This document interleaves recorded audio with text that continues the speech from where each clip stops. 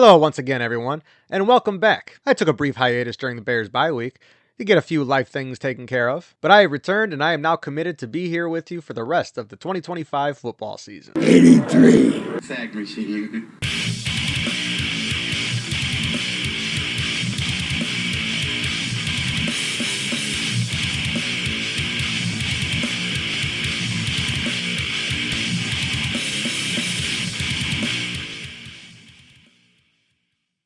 Today, we're going to take a look at where the Bears stand after the first 4 weeks of the season and attempt to take a peek forward at what this team is going to look like in the weeks to come. The Bears played a deflator in week 1 against Minnesota.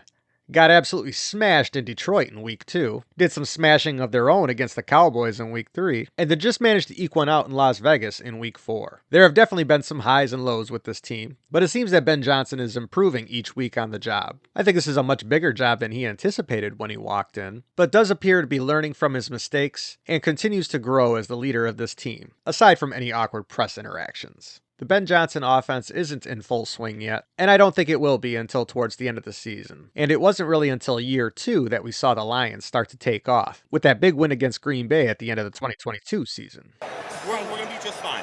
Caleb continues to grow, currently standing at 81 out of 130 for 927 yards, 8 touchdowns, 2 interceptions, and a quarterback rating of 97.8. And he is on pace to take 40 less sacks than he did last year, which is a dramatic improvement, especially behind an offensive line that we will discuss momentarily. The one stat that remains stagnant from last year is his completion percentage, which is only up 1/10 of a point this year from 62.3 to 62.4, falling well short of Ben Johnson's 70% goal. Also, I believe Caleb's decision making has improved, as he has not been making very many bad decisions with the football, throwing it away when necessary, and also not holding on to it, keeping those aforementioned sack numbers down. Moving on to the running back position, this is one of the worst running back rooms we've had in some time. DeAndre Swift just dances way too much in the backfield, refusing to hit holes head on, and Kyle Monangai, who fell forward for 5 yards on every down during the preseason, just has had absolutely no production in the limited amount of time that he has seen on the field.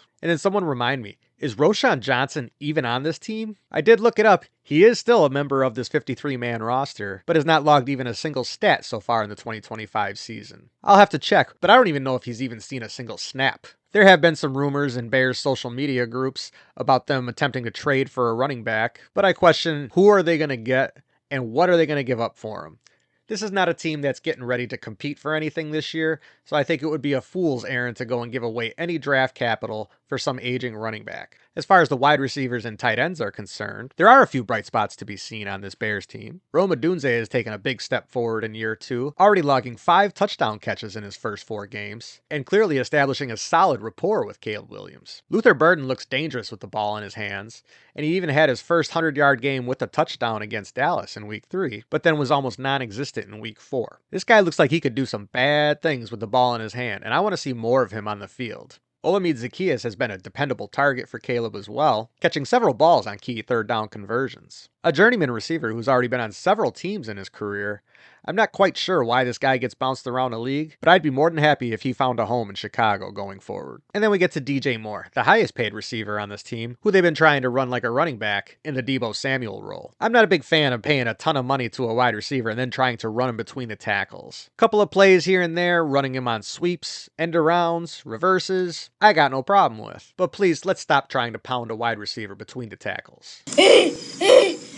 One question I do have for Coach Johnson is, where the hell are these tight ends? A major feature in the Ben Johnson offense is the 12 personnel, in which they have 2 tight ends on the field. There's been maybe 1 big play a game out of the tight end position, but Cole Kmet has only made a couple of big plays, and Colston Loveland has really been more or less invisible, as well as being injured to start the season, and then missing the Raiders game due to injury as well. All signs point to him being available against the Commanders this week. Personally, I'm starting to wonder if they drafted the wrong tight end, because Tyler Warren is looking pretty good in Indianapolis right now. On the offensive line, this highly paid interior of the line, consisting of Joe Thuney, Drew Dalman, and Jonah Jackson, has been generating very little push in the run game. Yet somehow, the pass blocking has been very solid, to say the least. The book on offensive linemen is that they enjoy plowing the road for a running back, but these guys, for whatever reason, don't like pushing forward. They are pretty good at dropping back and protecting their quarterback, though, signified by Caleb's decreased sack numbers so far this year. I'm hoping that during the bye week that the interior line and DeAndre Swift can get together and figure out what the issue is, because this run game really needs to get going in order to complement Caleb's passing game. There is definitely a transition happening at tackle that we hope the Bears get smoothed out before this game against the Commanders. Darnell Wright did not play for the Bears during the Raiders game, and Braxton Jones was benched during the first half of the Raiders game. This left last year's undrafted free agent rookie Theo Beneday and this year's drafted rookie Ozzie Trapillo both playing the tackle position. We did see Max Crosby have a reduced impact on the game in the second half once this change was made, so the Bears may have stumbled into something here on their line. Time will tell, but they definitely need to get these tackle positions figured out, in the same sense that the middle of the line needs to figure out their run game. All signs are pointing to Beneday and Trapillo starting in Week 6 against the Commies. Defensively, this front seven generates zero pressure and cannot stop the run. Yet, however, they have solid pass defense and have taken the ball away 9 times so far this year in 4 games. In the first couple of games, they were playing Dennis Allen's more attacking style of Tampa 2,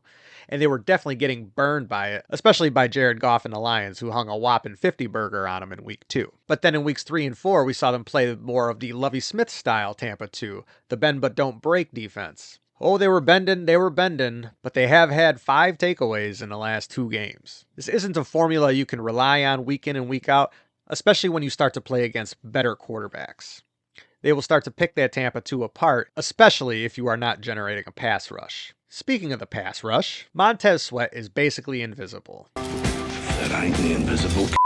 This is one of the highest paid players on your team, being paid like a top 10 pass rusher in the league, and he is not even close to a top 10 pass rusher right now. Ode Bingo had 1 good half against Minnesota, and more or less has been invisible since then. The first season with the Bears and 11th season overall seems to be one too many for Grady Jarrett, who has just not looked good at all in the time that he has been on the field. And we still have yet to see second round draft pick Shamar Turner in any sense. Whatever the story is with this defensive line, I certainly hope they can get it figured out in the bye week, because they're really going to need to generate some pressure against Jaden Daniels. In a linebacking core, the one bright spot in my opinion is Tremaine Edmunds, who has been playing very well. We only saw TJ Edwards once this season. He started the year with a hamstring injury and then re-injured it in Week 2, and we have not seen him since. Noah Sewell has been serviceable, I guess, but beyond that, there have been no standout performances among this linebacking crew so far this year. And in the secondary, this is the best performing unit on this defense right now. Jalen Johnson started the year with what they were calling a soft tissue injury. It did turn out to be a groin injury. It would appear that he may have rushed back after the loss in Week 1, re-injuring himself in Week 2, with reports stating that he may have torn the abductor completely off the pelvic bone.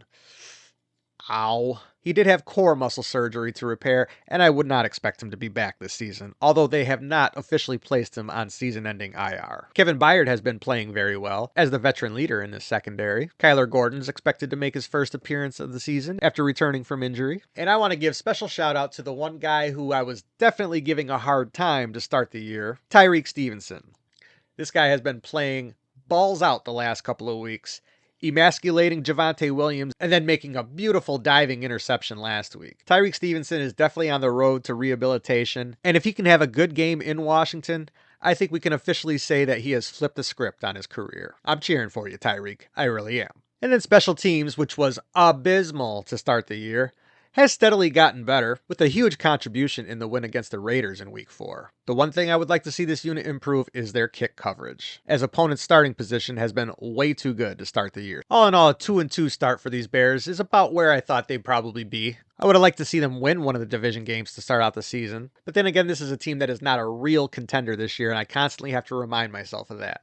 I just want to see market improvement out of my boys and hopefully get ready to make some real noise in year 2 under Ben Johnson. And Bears fans need to remind themselves that when this team is actually good come the 2027 season, there are only 5 to 8 guys on this team right now that are going to be on that team. Would a playoff appearance be nice? Hell yeah, it would be. But I'm not going to hold my breath on that one this year. Moving along to my other order of business today, we once again have our top 10 in the power rankings. First coming off this list is the Kansas City Chiefs. I'm sorry, boys. I'm done. I'm done putting you guys up here.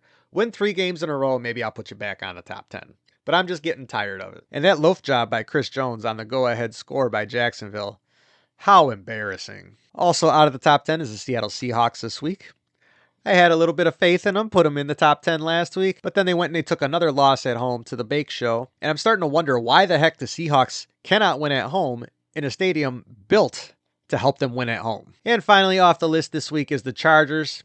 I was drinking the Kool-Aid in the first 2 weeks, but these guys have really fallen off since then, scoring only 10 points this past week. Returning to the top 10 list this week, at number 10, is the Denver Broncos. Very impressive defensive performance in Philly this week, sacking Jalen Hurts 6 times and holding Philly to only 45 rushing yards total. Still not the biggest believer in Bo Nix, but I am a believer in a Sean Payton-led team. Out of nowhere at number 9, and currently sitting at 4-1 unbelievably, is the Jacksonville Jaguars. Making their first appearance on this list after a huge win on Monday night, it looked like head coach Liam Cohen was going to be the laughingstock of the NFL right out of the gate. Duval. But he has this team playing well, and he has Trevor Lawrence looking tough. At number 8 and making their first appearance on the top 10 for this year is the 49ers. That was an impressive overtime win on Thursday night with a slew of injuries, and Mac Jones looking tough as nails in the process. It's nice to see Mac Jones lined up where I think he probably should have gone in 2021, and where a lot of people thought he was going to go in 2021, but I believe that him being paired with Kyle Shanahan is the best thing that could have happened for his career. Brock Purdy, watch out. At number 7 and falling 3 spots this week, we have the Los Angeles Rams. Bad loss in overtime against those aforementioned 49ers, with Kyren Williams essentially giving the game away. I feel bad for this kid, and I hope the fans in and around the LA area weren't beating him up too much this week. At number 6, we have the Green Bay Packers. They get to stay right where they were last week because they did not play. And on a side note, Joe Flacco has the chance to do something really funny this weekend, beating the Packers twice in the same season with 2 very teams. Go Bengals. At number 5 and shooting up 4 spots, we have the Indianapolis Colts. Some people may not like it, but these guys were absolutely rolling this week.